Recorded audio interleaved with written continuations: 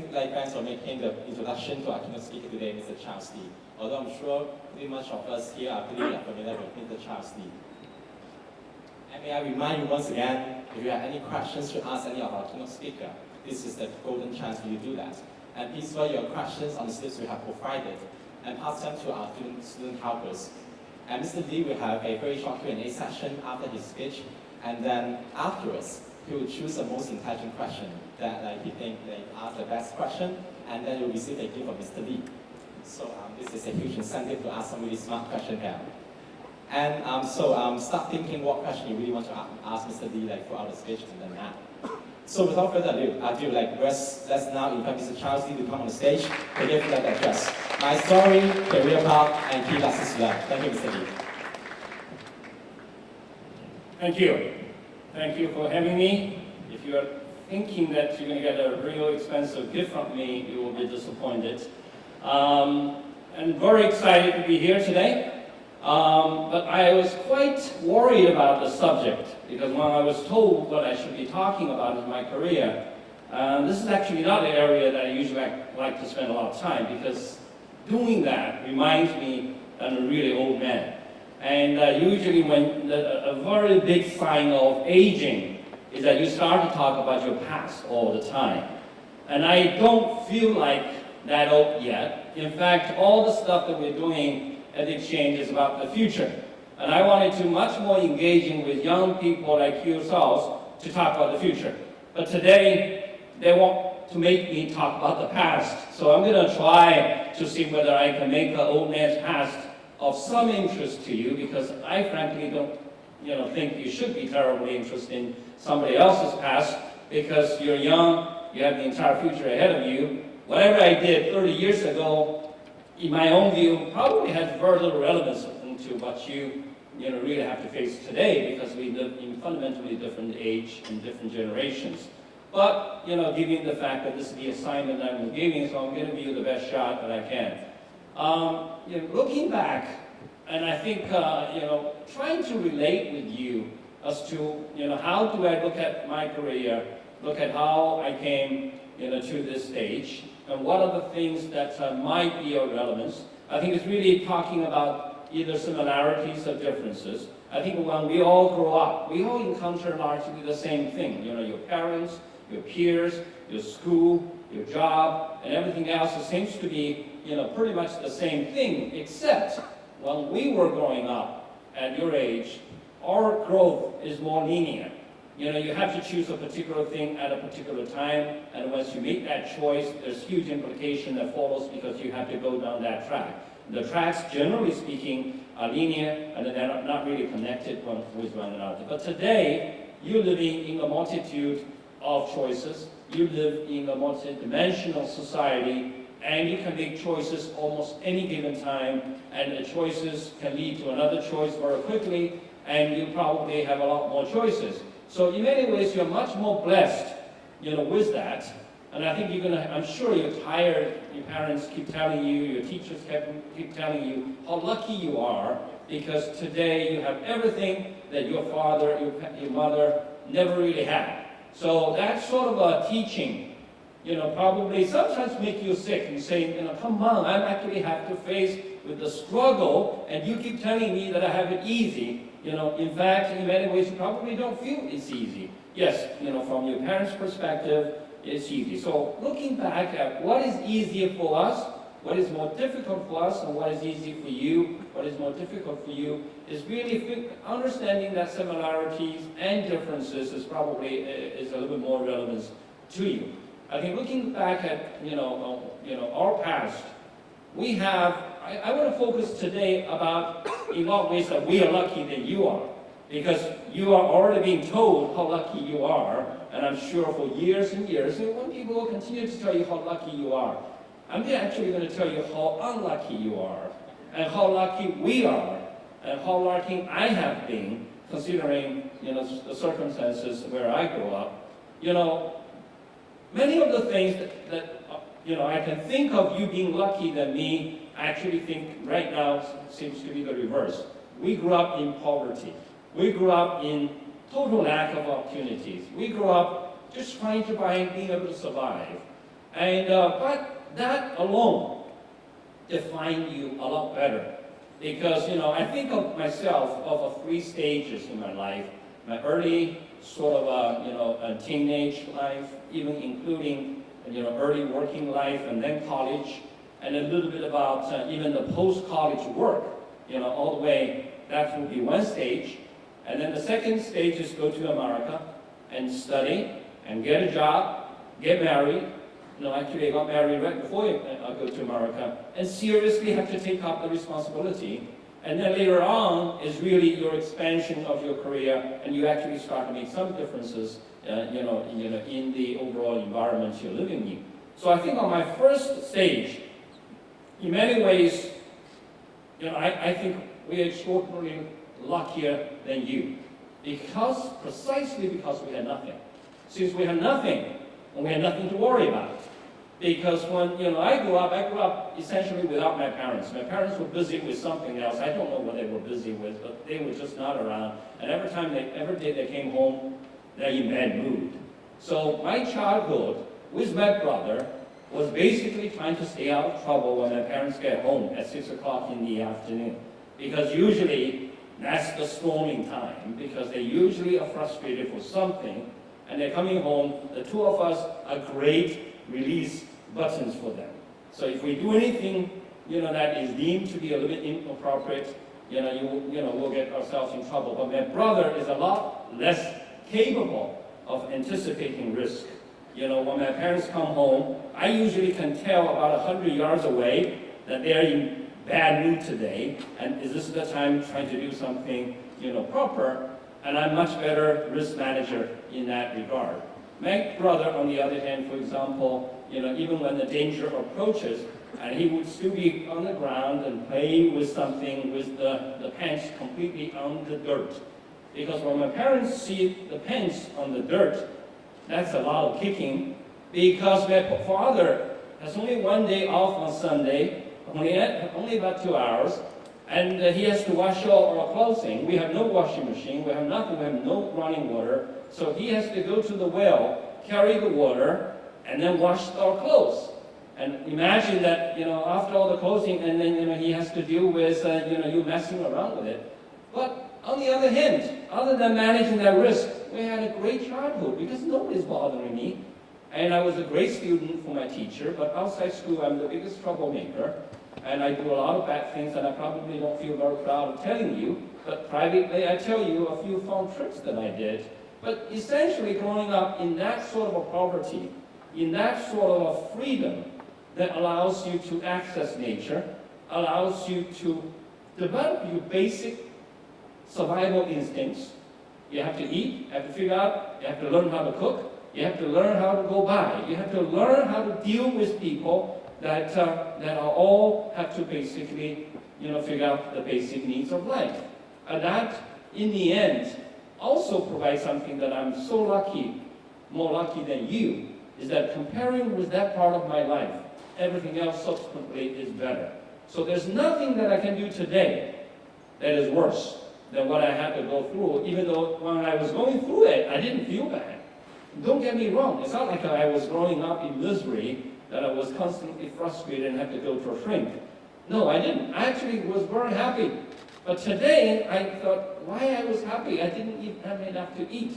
But that sort of a perspective allows me to really go back and connect, and then make everything today a lot easier to deal with, because nothing really bothers me anymore. So I think from that perspective, I look at my children. I have 3 children, 2 of them in college, 1 of them in boarding school. I think they have a tough life, because when they grow up, they have their own bedroom, they have their own bathroom, they have their own, we have a driver, we have 2 helpers at home. They have their life cut it out for them. But how can they possibly have a better life on their own without my money? That's the question I keep asking them. So they're going to be a lot more miserable than I am. And obviously, I have to find ways to artificially create some hardship for them. But it's not real, right? You send them to some camp. For 10 days, they come back, so we're tested. Now we finally, are becoming a real man. Come on, right? It does not work that way. So that perspective, I don't really think I want to give you a lot of hardship stories so that you feel sympathy and you feel lucky and then you're motivated. I don't think it works that way. And unfortunately, you're going to have to find your own way to get motivated. Simply because you need to find yourself in somewhere and be able to see what are the things in your life today that is going to give you some gratification, that is going to differentiate you.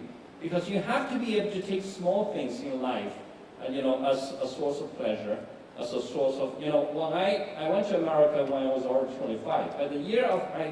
By that time, I was 25, about your age. I've never ever sit in a car, not even a taxi, because I never thought I can afford a taxi. So when I got to America, I have a friend who picked me up in Chicago, and that's the first time I stepped into a sedan, a car. And the feeling of being able to sit in the car, and I get out of the car, and when I close the door, then that feeling was so wonderful. And I'm looking around and see who was watching me. Nobody obviously was watching me. Everybody has been sitting in the cars for ages. For example, when I was growing up during college time, there was no movies, there was not real entertainment. So my wife, graduated from college, and her first job is to work for Chinese Film Festival Library. Essentially have access to a lot of, at the time, called internal movies, meaning foreign movies, because China still control tightly, what sort of entertainment you can see. Even today, they still control Facebook and Google. At that time, nothing. So occasionally, I get a ticket to buy, to go in to see some of these really restricted movies that only the selected few are able to go. So what do? I have a ticket, I walk in, usually there are crowds outside the theater trying to say, do you have an extra ticket? Do you have an extra ticket? Please, please, please. Pleading with you. You obviously feel great. You have your ticket, walk away, enjoy all the great eye contact. When I go in there, I usually sneak out again and do it again. Just walk in there again, just to make me feel good. Simple little thing, simple little pleasure. That is something that make you happy. And also trying not to really be bothered by status. For example, I was working for China Daily. China Daily was a very big paper. And we had one car in the newspaper, and they usually give the senior reporters the car to drive to a very important place. One day I got an assignment to interview a Deputy Secretary General of the State Council, very senior official, because the senior editor and senior reporter were gone, and I was the only junior person that they could grab, and they said, you really need to interview him because he has something that he wants to make an announcement. You go to Zhongnanhai to interview him. So I went to Zhongnanhai, and then I got stopped by the guards and I have to fill in the form. So one of the items is, what kind of car are you riding? You have to tell them the car. So I said, what kind of vehicle? So I said, I was riding a Jinshi, it's a golden line. So I put Jinshi down there. So the guard looked at it. They know Toyota, they know red flag, they know, Bilk, maybe other car. What is Jinshi, right? What is, Jinshi? I said, what's the car number? I said, you need a number? And said, of course. So then I went to the place where I parked my bicycle, take all the numbers down, and I give it to him. He said, how come you have such a long number? I said, yeah, that's the number. So where's your car? I said, over there. Oh, that's a bicycle. Oh, come on, get out, you loser. So everybody go into Zhongnanhai in a car, but I rode my own little bicycle going there because I was a little guy in the paper that cannot enjoy that special privilege. But I don't really feel, and I was becoming a laughing joke of China Daily for a long time, but in the end, I thought that was a great, funny experience. But you're trying to learn something small, starting with something small. For example, I was at China Daily, and one of the things I learned that benefited me for a long time, which I think could be of some use to you. China Daily, every morning, we sit down, one piece of, we're in charge of one page, and there's 6 columns. So basically, you have to write a certain length of articles to fill the page with some pictures in the middle. So you started the day, usually every day, for example, we have to write,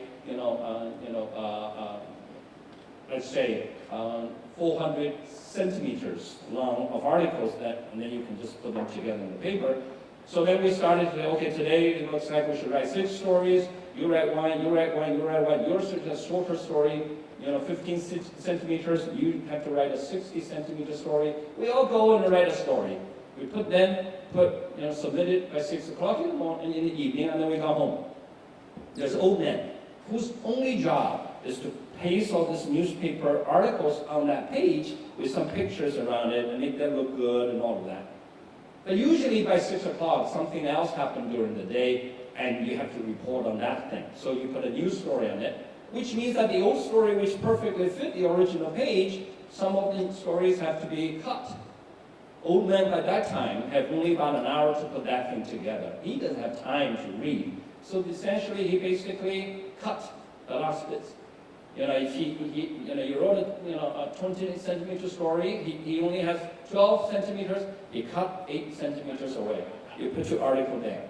So we have learned to write inverted pyramid. Meaning, say the most important thing first. Right? The most second important paragraph second, and third, and fourth. So if the old man have to cut something, the bulk of the story is there. But if you leave your great story 画龙点睛 until the end, it's going to get cut by the old man. So today, when you get to work, when your boss wants you to write something, when you want to talk to your boss, remember what's the most important thing you want to go in there with. And then only say that. Because if your boss may only have, when people come to me, I'm a busy man every day. So if somebody comes to my office to, not in the first minute, get my interest to say, okay, today, Mr. Lee, I come here to talk about this, and I want you to approve, and I need you to focus on this. Here's why. If you are not getting to the point very quickly, 2 minutes later, phone calls come, I say, okay, thank you, why don't we talk about later? Usually that later means a week later. And that's a lot of things you needed to do. So when you write emails, when you talk to people, make sure inverted pyramid. That's the most important thing you have to remember. I think there's so much, old men usually have a lot of stories, and I do, and I saw 5 minutes, sign up later already back there, so which means I don't have a lot of time. So why don't I leave the time to you, and you can ask questions, and I see whether I can just answer any of the questions that might be of particular interest to you, rather than for me to keep on carrying on, because I can tell you a lot of stories. I don't know whether that's something you want to know. Thank you.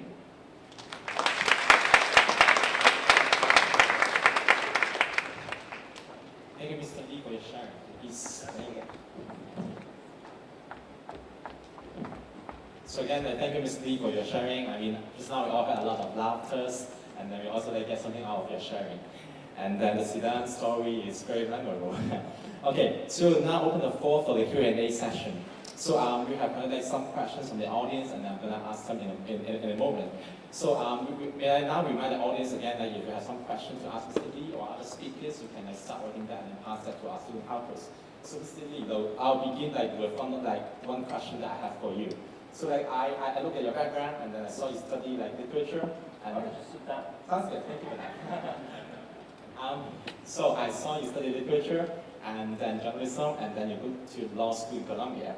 So and then you end up in financial industry. So how does what were your career aspirations? Were you just graduate, or you just start joining the workforce? Yeah, I studied English simply because that's the only thing I was allowed to, because I was working in the offshore oil platform, and then they sent me training for English because at the time the Chinese began some Sino-foreign joint ventures, so they need the workers to be able to say hi, how are you, and that sort of stuff. So I was sent to train for that, and then when I participate in the examination, they don't want me to go. So they said, okay, you have to study English so that you can come back and continue to teach our workers English. So I said, at that time, anything that can make them allow me to leave, I would say yes, sir.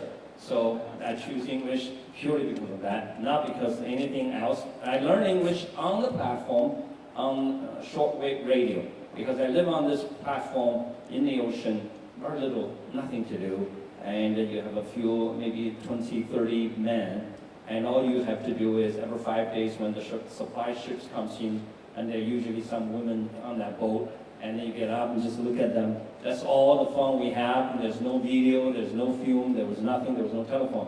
So the only thing I have is I have a little shortwave radio, so I listen to Voice of America, English 900, 英语900句, so that's really my entertainment. And I got that, and that's why I studied English. And then I got a offer to work with China Daily, and then obviously I was quite interested in journalism, so I decided to go to America to study in journalism. So I had a master's degree, and people ask me why you're in Alabama out of all places, because that's the only place that accepted my wife and me together in one school with scholarship for both of us. So there's very little question we're going to ask. Whoever give us money, we'll go. Whoever give both of us money, then we'll go there. And then I studied, and I got a degree, graduated, couldn't get a job, and couldn't get a job for anything. And but I have to keep the visa. So that's okay, let's have graduate study, but where do we do it? Where do I do it?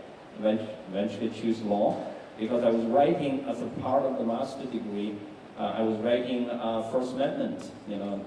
As many of you, First Amendment to the U.S. Constitution is about freedom of expression, and that was really my area because I was a journalist. So I was very sophisticated, in that space, and I went to the law school, did my thesis. And I look at all the law students, they look so cool, they look so prestigious. So I said, maybe that's what I do. So I applied, and I went to Columbia. Again, here, you need to be very confident about you, and I applied to a bunch of schools. Columbia accepted me, and then I turned it down. I wrote to them, I'm not coming. So they called me.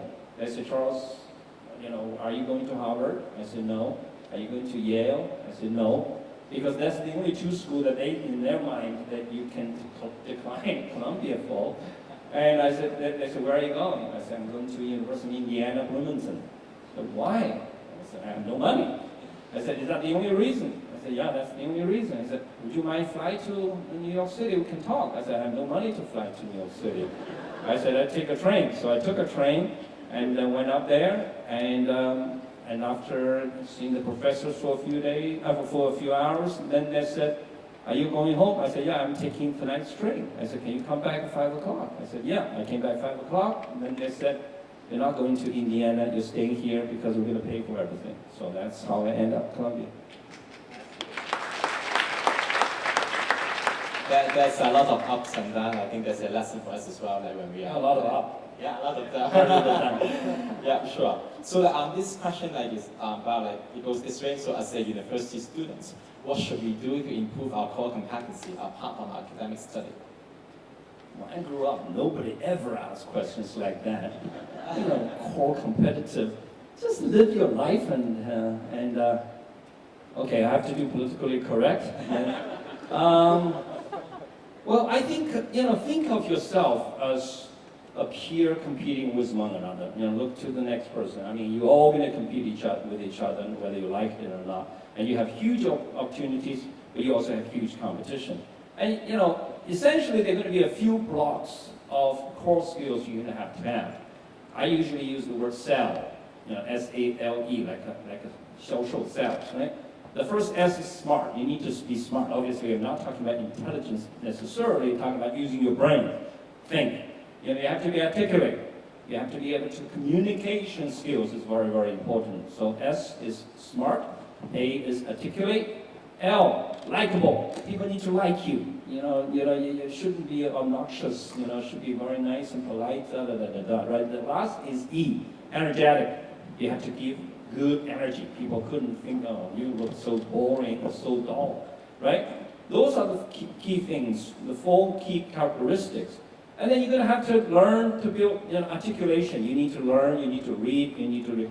And smart, you need to be quantitatively competent. You need to learn quantitative skills. So the key challenge, I'm not going to say all these things that you're going to learn. But the key issue is, what's the order of learning? Doesn't matter, right? You have about 5, 6 key core. Think of the weapons that you have to have in order to go into your life. Between 20 and 30, it's your time in the camp to prepare to fight. At 30, you truly start to fight. At 30, when you fight, you need about 6, 7, 8 weapons, let's say. You need to be quantitatively competent, articulate, let's say. Then you have to develop that 7 weapons. But the key problem, sometimes challenges for many of you, is that some people choose A, and then other people choose B, and then the other started with E. The key thing to remember is don't look the other guys what they're doing. Because the problem is you look at the next guy, oh my God, he's already doing modeling, and I have not even started yet. I'm going to be losing out. Don't worry, he's doing modeling, and you're doing presentation skills, and somebody else is doing something else. Because when he's doing modeling, he's not doing the other things. When he's doing C, he's missing out on B. You are all going to get it. As long as you take your time in the order and to get all the 4, 5, 6, 7, 8 things in ready when you're 30, you're fine. Before you're 30, don't worry about other people. Just keep on building your own weapons. Pick up one, put in the armor, get another one, put in the armor, get another one, put in the armor. Don't look around. I would encourage you not to call your classmate too often, because they're going to frustrate you. They're going to demoralize you. Oh, I got an offer from Goldman Sachs. Oh, it's so good. Oh, we're going to see clients. We're taking first class and we're staying in 5-star hotels. Don't talk to them. If you have to call somebody, make sure that person is doing worse than you. Then call them and say, hey, how are you doing? Don't call somebody who knows is going to make you feel frustrated. Obviously, even if I said that, the key is to maintain great friendship. Because if you look at your life, thinking your life like a comet, 彗星, your life all the way from 20 to, let's say, 50, 60 years, at any given time you make a cut and look at the people you know, it's always going to be your parents, your brothers, sisters, your wife or husband, and then your cousins and your grandparents, and then your classmates, and your schoolmates, and then your colleague, and then your friends and your neighbors. So it's all going up and up. So statistically, unless you are totally antisocial, you usually have about 150 people at any given cutting. A very sociable person may have 180 people. A less sociable person may have 110 person. But what is the most important thing you will see is when you do many cuts, the core never change. Your parents never change. Your husband and wife don't change. Obviously, unless you restructure, right? If you're IPO, they don't usually change. Like me, I'm an IPO, so I haven't restructured yet. And your parents, your friend, and then your schoolmate, your classmate, the people you spent 4 years when nobody have any interest, other than friendship. So those are the core that carries on. But your neighbor change, your colleagues change, your friend change, your drinking buddy change, but they are all on the peripheral. But the core 20, or maybe 40, never change. Stay close with them, because that's the group of people who will grow old with you. Sure. So basically, I think using that standard, you should not have received a lot of phone calls. So for this question, if we could do one thing over again, what would that be? How would you do that differently? Jesus, why do I have to do that? I don't really know. Everything seems to have worked well, and I don't know what I would do differently. I really, there are a few questions I really hate. I'm sorry, it's not your fault. 你的座右铭是什么? What's your motto? What's your this? That makes me feel number one, real old, and also that makes me feel really successful. And I'm telling other people, I'll see if I can pass along that special code of success. No, I can't. I lived my life the way I did. You lived your life you did. And, I know Ma Yun very well, for example, but many of you think Ma Yun is God. I don't think he is, but we all, have our own. So I don't think I would, I would entertain that question. The only thing is, if I had to live again, what I would do as a child, I want to have a dog. I had a dog when I was a dog. I had a big German Shepherd who passed away 2 years ago that broke my heart. And I wish I had grown up in a dog. But when I was growing up, I gave trouble to the dog. You know? Sure. So let's change the topic of the question a bit. So what do you see like is the competitive advantage of Hong Kong EX when compared to Shanghai Exchange, London Exchange, and New York SE? Is that too boring? Why don't we change another question? Okay. Sure. And then like for this question, it goes this way. Do you see like? Ask them just directly. Ask them. Okay, sure. So like This is too. Yes. Okay. What kind of impact? What kind of impact I In have? your work, Oh, what kind of impact do you want to have in the future by your work? well, that usually, if I answer that question, I already agree with you, your premise that I think I'm pretty important, so I have to think along those terms. I don't think along those terms. I basically think that sitting in my role, running the market, operating the key components, I am in a unique position to figure out what's the best combination of the various key components of a market and how to make that happen, and realizing we live in a small market with a big home market, and we have a lot of psychological problems with that neighbor or not neighbor, with our own sort of a home market. And Hong Kong, on the one hand, we live in huge contradictions, and trying to overcome those prejudices and those bias, and trying to tell us what are the key things that we have to do in order to make this place, 7 million people, only 1,000 square kilometers, truly be there on our own. Our GDP is $1. The market cap here is $13, $14. And every other market is $1, $1. Meaning if you wear your size of hat of your head. But this, we have a $1 body, we're wearing a $13 hat. That hat is not stable. Because the reason we are able to do that is because our big home market need us. We need to make sure that we have many legs to make sure that big hat is stable on our head. And that's really the mission that the Hong Kong Stock Exchange have, to make this market permanently competitive. So due to the time limitation, we have the last question.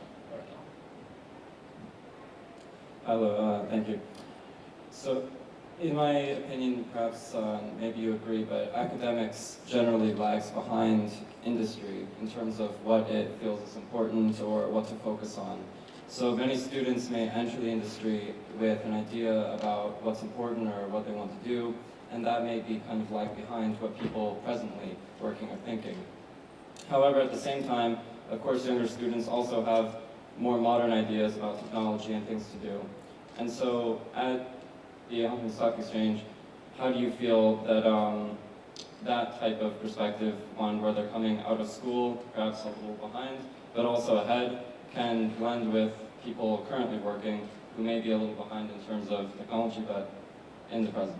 Yeah, I think if anybody go to school to think you actually can learn anything from the school is obviously smoking something.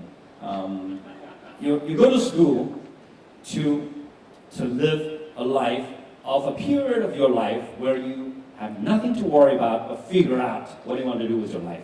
Figure out from the book, figure out from the teacher, figure out from the students, figure out from your friends, and figure out from your sports, figure out from the games. So it's really a figuring out period rather than a learning period. Because your teacher's been there for 20 years, they really know nothing other than they actually have lived their lives. And their only job is that they do nothing useful to society, but stay there to be studied by you. They allow themselves, I think a real good teacher actually should position himself as, I'm a sample of life for you to analyze, to figure out. Sometimes a sample failure. That's okay, that's still great teaching. But if you think you can actually teach anything the students somehow miraculously will be able to use in life, come on. So that's not really, it's really develop the confidence, develop the way to do it, and also develop how to team up. It's so crucial for you to develop the kind of human skills and the people skills in school when your classmates, generally speaking, are very readily willing to work for you. Once you get out in the workforce, everybody has every single reason not to want to work for you. Your classmates are the only one. When you're all there for 4 years and nobody have anything to really ask of each other, it's really about testing. This is all a playground. It's like a kindergarten. Just you play with your classmate. So you learn from your classmate, you learn how to partnership. Because when you partner, you empower yourself. Give you a very quick last story. When I started Merrill Lynch, I was a lawyer. They asked me to become a banker. And I don't know how can I possibly be, because Merrill Lynch was so desperate at the time. And I really don't have any, I don't know really how can make it work. So I decided to say, Merrill Lynch, you want me to be there since I don't know anything? You have to make me a VP, because I know I will be failing as associate. They said, what's the logic? Usually we give people have experience as VP and people learn as associate. I said, well, actually I'm different because I think I can lead, but I don't really know what to do. So they're actually so desperate, they give me a VP, even though they should have given me an associate. But once I'm a VP, I know once I get on a transaction, I will lose, because I don't know what I was doing. But then I went to, I was given an assignment to do Jilin Chemical IPO. And what I did is I realized there's an analyst, third-year analyst in Merrill Lynch, who's so smart. He's American-born Chinese, but he is really, smart, but he's really bad, and everybody hates him. So I went to him, I said, you're the smart as hell, but you're a loser, and you probably can get fired pretty soon. And I'm a loser because I don't know what I'm doing. You and I go to do this deal, you help me do this deal, and I make sure you get promoted to be associate. And he helped me every single day. And every day I go to a meeting, I say, why do we have this meeting? And he will teach me. And I just go. Fortunately at the time, the clients are so unsophisticated, they were fooled by me. And you can no longer do that today. But at least that guy bailed me out. And I bailed him out. And he went to Harvard Business School, and he's becoming a very, very strong hedge fund manager in San Francisco today. Thank you very much. They keep telling me time is up. So now we have the very last question. Maybe Mr. Lee, who you think have asked the most intelligent question to win your gift? You.